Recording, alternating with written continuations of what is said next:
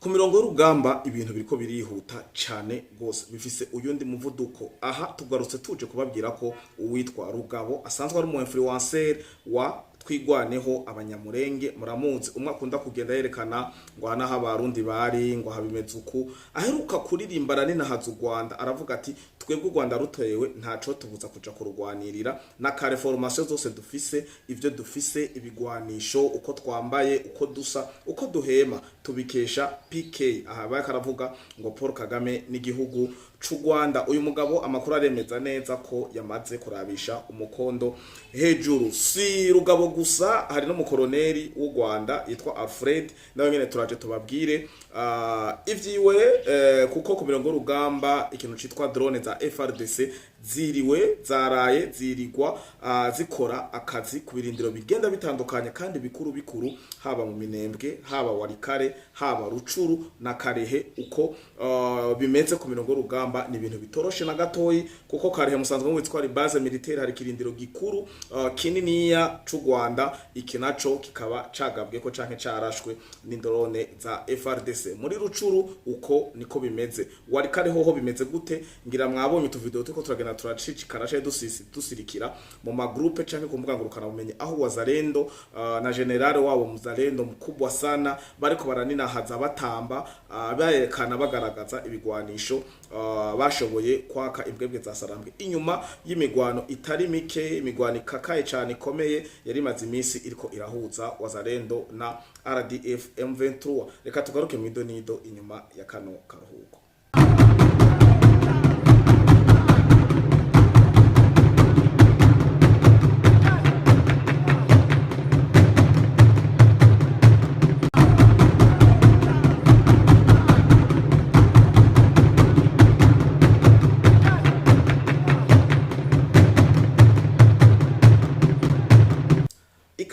Mwiriwe na mwaramutse bakunzi ba Fleho Podcast TV, ndizera ko muguwe neza aho muri hose mu miryango yanyu, haba mu Burundi canke mu mahanga. Ndabifuriza kugira amagara meza, amafaranga, ubumwe n'iterambere mu miryango yanyu, mu miryango yacu. Nkengurukire mwe mudahengeje na kudukurikirana muri mu gihugu cacu ciza c'u Burundi, mu karere ka EAC, muri Afrika, Asia, Amerika, Oceania, Madagascar, Iburayi, eka no mu mfuruka zine zisi. Ndabaha ikaze muri ano makuru yo ku mirongo y'urugamba kuri no munsi wa Mungu. Igenekerezo ni igindwi ukwezi ni kwa gatandatu umwaka wa 2026. Reka neza na neza rero duhera no makuru yacu ubusesanguzi muri Rucuru aho imbwebwe za Sarambwe zako ziregeraniriza ibigwanisho, zegeraniriza abasirikare hanyuma kugira bipange ibikorwa basanzwe bakora. Murabizi bararekara mahari yako bashaka seserofe, bubahirizwa amasezerano ya Doha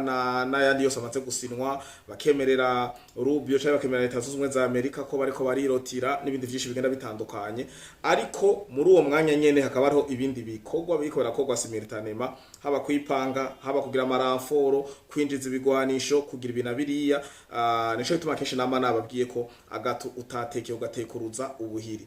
Izi deal, ibi bintu birakenewe ko hajamwo urusasu diplomasi sawa ku kariro gake, ariko ukanawe ukaza gusatira ku mirongo y'urugamba. Aha rero nahitwa Inkukwe canke Inkukwe, biravana na prononciation. Muraza amazina mu burasirazuba bwa Kongo ko ni ntambara, kugira umuntu arisome nkuko nyene tegerezwa gusomwa. Muranumva n'abakongomani batari mu burasirazuba bwa Kongo za Kinshasa, Lubumbashi n'ahandi, amazina yino nabo nyene abananira kuvuga sometime. Nabwira rero ko FRDC yarashe hano Kikukwe, ahantu hariko haregeranirizwa ibigwanisho eka n'imbwebwe za Sarambwe ku bwinshi kugira zipange.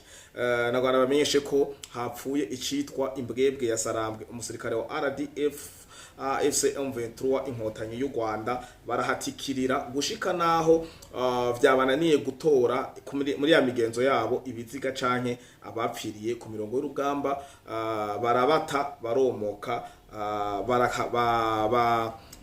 bakinyagisha amaguru. Aha ni muri Inkukwe aho vyariko birabera. Si muri Inkukwe gusa, muri Karehe murabizi ko hasanzwe hari base militaire neza na neza ahabereye iraswa ry'amadrone, kuko hakozwe ama CH4 agama KT6 niyo yarashe hano muri Karehe. Aha naho ni muri Karehe kuri base militaire ku kirindiro kimwe mu birindiro vya RDF Inkotanyi Abasogosi biri ikarehe cyane cyane hafi ya Minova ngo na Kalonge. Aho niho hararaswa bikomeye cyane gose kuko hatikiriye ivyo biti imbunda abanyarwanda ibigwanisho vyinshi byo mu bwoko bwose bisanzwe bibarizwa ngaho harimo ubuhinga bwo gutumatumanako kuburo masinye n'ibindi vyinshi basanzwe bakoresha ku mirongo y'urugamba. Hano naho nyene bilan y'abahakomerekeye canke y'abasize ubuzima ntiramenyekana, ariko aha akaba habereye imigwano ni muri territoire ya Karehe. Aha naho drone za FRDC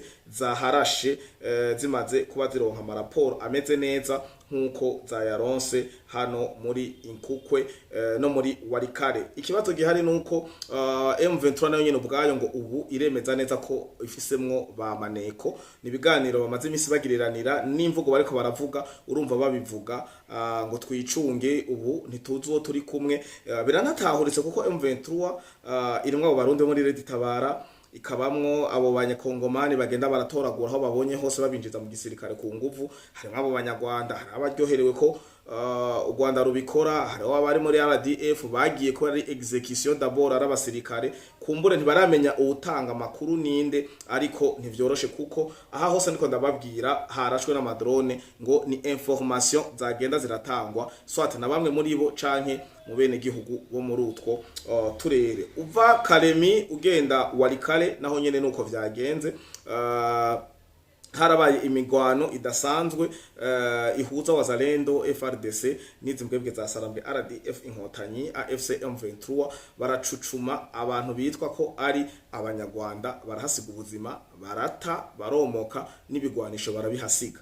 Wazalendo bifashe nagamarerese mwagumye mubona, abatayabonye turabashirira muri groupe kugira namwe ntabacike, baninahaza batamba bazunguruka basubira bagaragaza ibigwanisho bafashe bafatiye ino muri Warikare mu migwano yari maze iminsi bahuza n'izi mbwebwe za Sarambwe. Uyu rero yitwa General Muzalendo aravuga amajambo akomeye cyane arimo ubutwari, arimo kugaragaza ko kabisa ni Muzalendo wa kweli. General Muzalendo avuga ati nta n'intambuko uyu mwenge aka kayiraka canke ka karongo ko kwirate kagira isenti, nta n'isenti nimwe canke nta na karyo na kamwe tuzopfa twarahaye izi mbwebwe za Sarambwe. Twaraciye ubwenge, twarize, utahiye yarababutse. Ubu rero ibiri imbere ni la patrie ou la mort. N'amajambo akomeye cyane yakarashikiriza.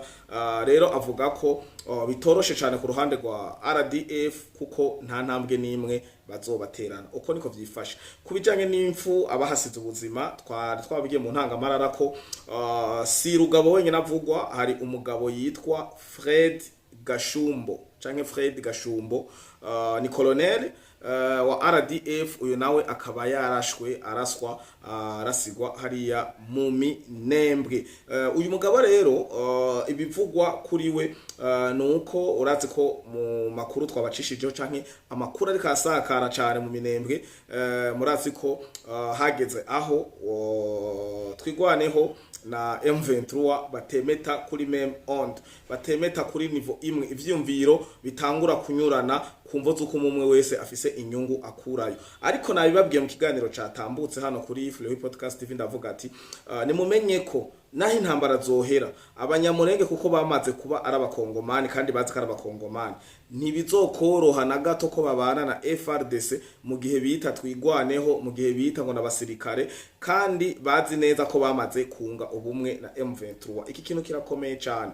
Umuntu ashe kumusupportinga ukamufasha financièrement, ukamufasha mu bundi buryo mu yandi mavoie n'ibindi vyinshi, ariko maze kuja officiellement ukavuga ati twebwe twigwaneho nkorana turasinya amasezerano yo gukorana canke bufatane nko babivuga na AFC M23. C'est-à-dire M23 yishe twigwaneho yishe, twigwaneho yishe M23 yishe. Ivyaha byose vy'intambara mu bikorera hamwe, mu bibarizwa hamwe, mu bihanirwa hamwe. Nta M23 nta AFC nta twigwaneho nta Red Tabara, mwese muba mwagirizwa ivyaha bimwe kuko mukora bimwe, mukorera mu ma axe atandukanye, ariko mwese muba muyoborwa n'umuntu umwe. Mumaze kugira ikibiri ku kibiri bararonka umuntu abayobora canke atwara ikibiri, ariko mwese muba muri abantu bamwe. Uje kwiyunga kuri M23 bisigura ko uri munsi ya Sultani Makenga, uri munsi ya Paul Kagame. Ibikozwe na M23 twigane hiba yabikoze, ibikozwe na M23 AFC ba yabikoze,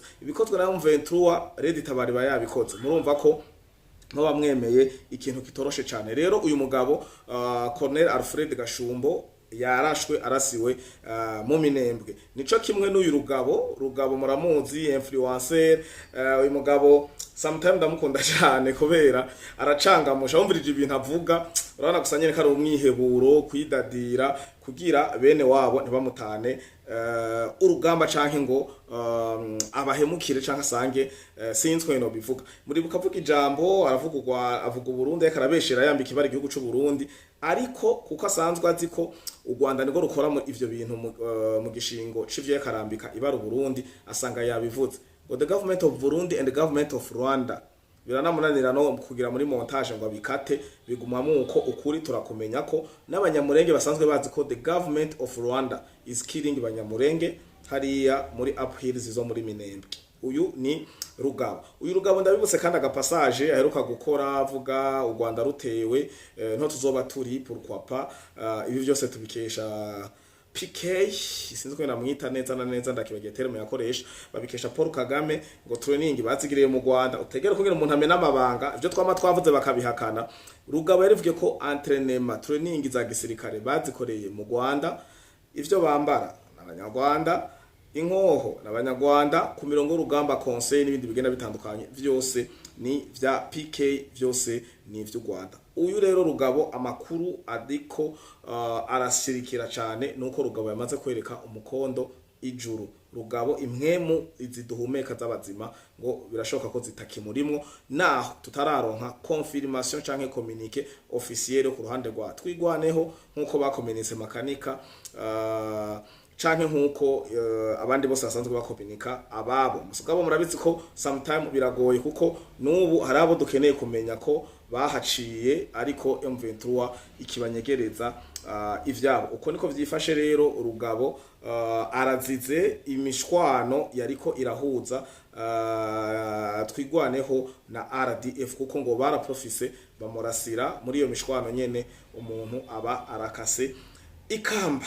Tukiri ku mirongo y'urugamba, reka tuve gato hariya tujabuke muri Leta Zunze Ubumwe za Amerika. Hagati ya Amerika na Iran vyifashe gute? Si birebire, nje kubabwira ko Amerika yari yaranse ko equipe ya Iran mu gusekura gihugu wa Iran uja guhiganwa mu gikombe c'isi. Musanzwe muzi ko kizobera cyangwa kirategurwa na Donald Trump na Leta Zunze Ubumwe za Amerika. Murabizwe nyene yikubita mu gikiriza sengene iki gihugu, abakinyi ba Kongo bari lokale barankiwe, ntituzi ko bizorangira bagiye ngo kumvo za Ebola iri muri Kongo n'ibindi byinshi bigenda bitandukanye. Ariko iyi equipe ya Iran yemerewe, yaraye igiye muri Leta Zunze Ubumwe za Amerika guparticipa mu yindi migwi yose izobirikira higanwa muri mondial. Abantu bashaka ko bariyumvira Donald Trump yabikoze kugira agaragaze bonne foi, eske nuko avyanse Amerika yankiye Iran kigenda canke uwundi mugore wose ubimerita wabigwaniye, nuko iki kigo ca FIFA coca gifata ingingo guhagarika iyo mondial ibera muri Amerika kigaca kitwara ahandi, kuko nta bucuti burebure uvuga ngo Trump ngo yagiriye impuhwe Iran. No, nuko hariho amasanction iyo baguhaye kuzokwakira Coupe du Monde, hari ibintu bakwegizija gukora, ibibuga, ibiki n'ibindi vyinshi, hospitality n'utundi tuntu tutugenegene baba bakeneye kugira abantu bashobore kwa advertising, bagira ama publicité n'ibindi. Rero kuba wo kwankira igihugu kumvo perso atanyungu ya FIFA n'ibindi bihugu birimo ntibabikwemerera, kugira humiriza umuti uyaraza kandi arakina kandi baheze batahe ataho bari yugwara. Rero ahari mu gihe hari haramaze kubaho polemique ko Donald Trump yankiye canke atazokwemerera igihugu ca Iran kugira kigende guparticipa muri ayo mahiganwa ariko arabera mu gihugu ca Leta Zunze Ubumwe za mahiganwa azobera murambabarira mu gihugu ca Leta Zunze Ubumwe za Amerika. Amahiganwa nayo yandi ni Coupe du Monde canke ivyo twita mondial. Equipe rero ya Iran ikaba yashitse, tuyifurize mbere n'amahigwe, twifurize n'amahigwe imigwi yose izoba iriko iramenanira imitwe hiyo muri Leta Zunze Ubumwe za Amerika, ariko cane duha amahigwe ibihugu vyacu vyo muri Afrika, harimwo igihugu ca Kongo. Yes, rero ndabakengurukire ndabifuriza kugubwa neza, tugumane 5 kuri 5 nta kidasanzwe. Ico tugenda turatoragura, ico tugenda turakira, ico tugenda turasesangura, ico tugenda turamenya ku mirongo y'urugamba eka no muri diplomasi, tuca twatsa kamera tugaruke tubibamenyeshe. Tubivuriza kubandanya mugira umunsi wa Mungu mwiza, weekend nziza, uburyohe mu miryango, abana n'abavyeyi, abafasha, abagabo n'abagore, uko biri kose mutibagira abanyokuru banyu, ababibi kuko nibo batumye abuzukuru tubaho, abapapa babaho, abamama babaho n'ibindi vyinshi bigenda bitandukanye. Mugira wa Mungu rero mwiza, mwarahezagiwe. Nta Flow Podcast TV atamwebwe, nta Ingoma Magazine atamwebwe. Ciao ciao.